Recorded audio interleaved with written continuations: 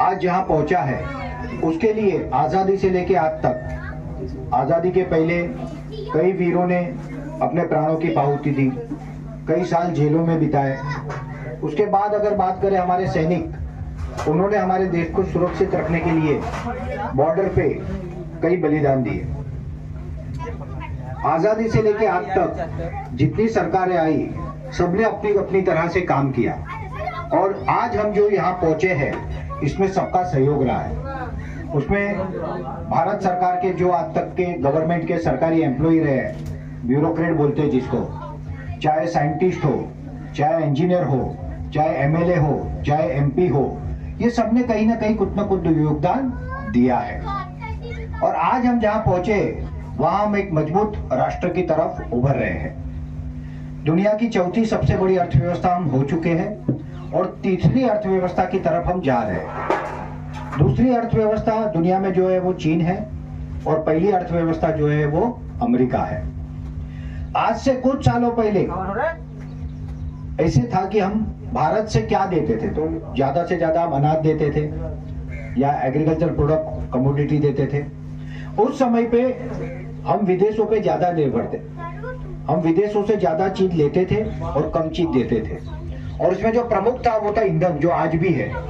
भारत अपने जो petrol, diesel, CNG, LPG, ये जो ईंधन है, आज भी अगर टोटल क्वांटिटी हम गिने तो ये भारत के 22 लाख करोड़ रुपए है।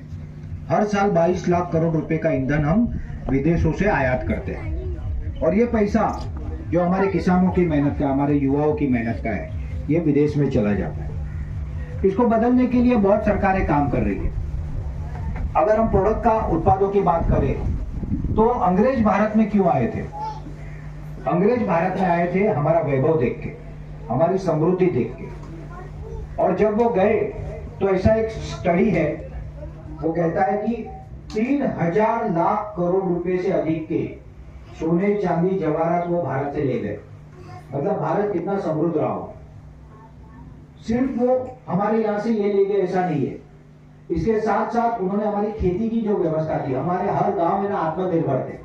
हर गांव में हर प्रकार का व्यक्ति था, सुतार भी था, सुनार भी था, हर व्यवस्था थी हमारे यहाँ पे। अनाज भी लगभग हर गांव अपनी आवश्यकता का उगाता था, मगर इसको तोड़ दिया क्योंकि उनको अपनी फैक्ट्रियों का कच्चा माल चाहिए था वहां पे, तो हमारी व्यवस्था टूटी। धीरे धीरे हम कमजोर हुए, आर्थिक रूप से पिछड़े और फिर हमने एक नई शुरुआत की और जहां हम आज पहुंचे वहां तक की हमने जर्नी की।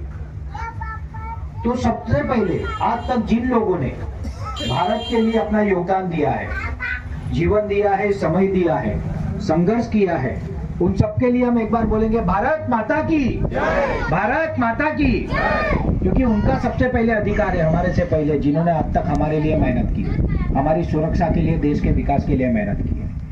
अब बात करते हैं आज की। तो आज अंग्रेज आए थे, जो वो ईस्ट इंडिया कंपनी थी, आई तो थी व्यापार करने, मगर कहीं ना कहीं हमको गुलाम बनाया।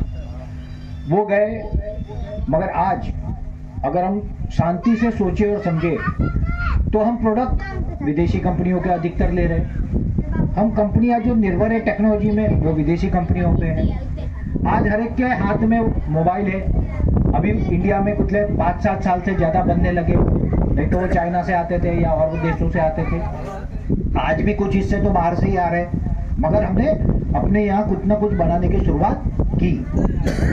अगर हम बात करें, आपके हाथ में मोबाइल में जो व्हाट्सएप है, जो फेसबुक है, अमेजोन से कुछ लोग आज ऑनलाइन ऑर्डर लेते हैं, तो ये सारी अगर व्यवस्था की बात करें तो ये विदेशों से आती है। कहीं ना कहीं हम जाने अनजाने में ईस्ट इंडिया कंपनी वर्जन 2 के हाथ की कठपुतली बन चुके हैं। हम इतने निर्भर हो चुके हैं कि हमको पता ही नहीं कि उसके बगैर अपना काम नहीं चल रहा है। एक सामान्य सा उदाहरण दूं, बहुत लोगों के घर में लक्स साबुन आता होगा, आता है ना? कौन सी कंपनी बनाती है? Hindustan Lever. Cinthol, Hindustan Lever. Pears, Hindustan Lever. Dove, Hindustan Lever. वो प्रोडक्ट बना रहे, बेच रहे, इसका हमको कोई विरोध नहीं है। वो अपनी, उनकी क्षमता है, वो कर रहे हैं। मगर हम क्यों ये नहीं कर सकते? आज भारत इतनी तेजी से आगे बढ़ रहा है कि जो कल को आज से कुछ साल पहले हम विदेशों में बहुत कम एक्सपोर्ट करते थे और बहुत ज्यादा इंपोर्ट करते थे, मगर आज हमारा एक्सपोर्ट बढ़ गया है। टेक्नोलॉजी, मशीनरी, इक्विपमेंट, डिफेंस बोलो, प्रोडक्ट बोलो। और इसके कारण क्या हुआ, जो अमेरिका हमको माल बेचता था मुझसे ज्यादा माल उसको बेचने लगे। और यहाँ पे मिर्ची लगी है ट्रंप को, बराबर ना? क्यों तकलीफ हो रही है उसको?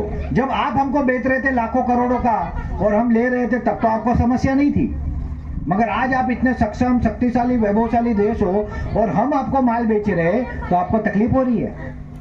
और वो कहते हैं हमने 50% टैरिफ लगाया, 25% टैरिफ लगाया। इनडायरेक्टली वो चाहते हैं कि हम रशिया से क्रूड ऑयल ना ले, क्योंकि रशिया हमको सस्ते में दे रहा है, भारतीय रुपये में दे रहा है। बच्चे लोग, आप लोग थोड़े पीछे चले जाओ प्लीज, यहाँ पे लोग कुछ सुन रहे हैं। हाँ, ये बच्चों को दोनों को पीछे ले लो भाई, ठीक है, बिठा दो। तो आज जो परिस्थिति है, उन्होंने पहले 25% टैरिफ लगाया, फिर 50% टैरिफ लगाया और अब 100% की धमकी दे रहे। इसके पीछे का मुख्य कारण क्या है पता है? वो नहीं है कि उनका डिफिसिट उनको, या जो उनके पास हमारा माल ज्यादा जा रहा है वो कम करना है। ये लोग भारत का विकास ही नहीं चाहते। ये चाहते हैं कि भारत के लोग पिछड़े रहे और गुलाम रहे। मगर इसमें कई कंपनियों ने बहुत अच्छा काम किया है। टाटा से लेके बिरला, अदानी, अंबानी से लेके हमारे बाबा रामदेव जी, पतंजलि तक, इन्होंने बहुत काम किया। मगर भारत में ऐसी अनेक पतंजलि की जरूरत है। एक पतंजलि, एक टाटा से आज भारत का काम नहीं चलेगा। इनके सामने खड़ा होना है। खड़े होने के लिए ये नहीं कि हम भारतीय इसलिए हमारा भारतीय मान लो, हमारी गुणवत्ता भी अच्छी होनी चाहिए और हमारी रेट उनसे कम होनी चाहिए, तब हम उनको कॉम्पीट कर पाएंगे। और ये काम करने के लिए एसएसके भारत का निर्माण हुआ। 2020 में हमने कंपनी बनाई, तब हम अलग अलग कंपनियों को कंसल्टिंग करते थे। हमने लगभग 150 करोड़ का रिवेन्यू, 35 करोड़ रुपए का रिवेन्यू जनरेट किया कंपनी में, दूसरी कंपनियों को फंड रेज करके दिया। भारत के 18 राज्यों, 300 जिले, 800 तहसील, 4500 ग्राम पंचायत, 10,000 गांव और 25 लाख किसानों का नेटवर्क हमने बनाया है पहले।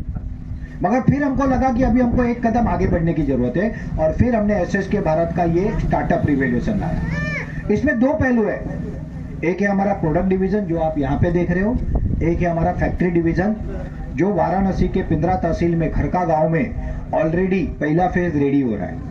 अगर ग्रामीण भारत का विकास करना है तो हमको ग्रामीण भारत में रोजगारों का सृजन करना होगा, और वो तब होगा जब ग्रामीण भारत में जो एग्रो बेस्ड इंडस्ट्री ज्यादा आएगी।